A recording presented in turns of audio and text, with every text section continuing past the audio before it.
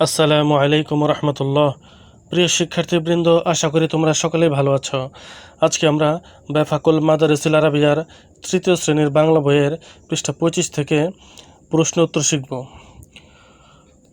প্রশ্ন 1, ঋতুর বদলে প্রকৃতির কীরূপ হয়? ঋতুর বদলে প্রকৃতির কীরূপ হয়? উত্তর, ঋতুর বদলে প্রকৃতিতে সৌন্দর্যের বিকাশ ঘটে। ঋতুর বদলে প্রকৃতিতে সৌন্দর্যের বিকাশ ঘটে।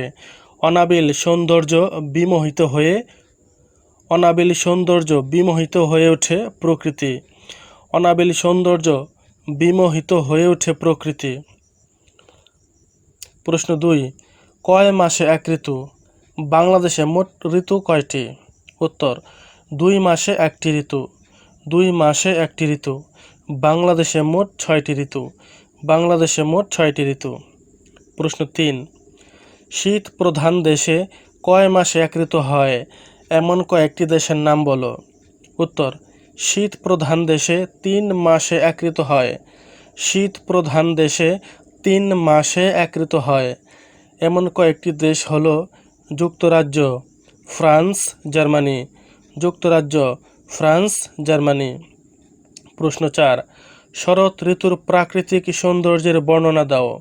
উত্তর, জলহারা শুভ্র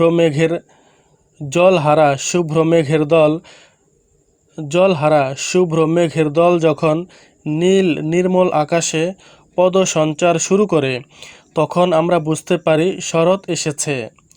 আমরা বুঝতে পারি শিউলির মন ভোলানো গন্ধে শরতের ছোঁয়া।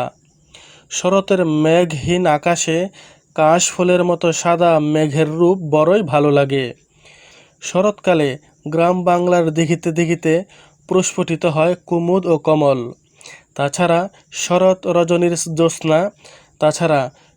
রজনীর জ্যোৎস্না যেন স্বপ্ন ছোঁয়া বিস্তার করে।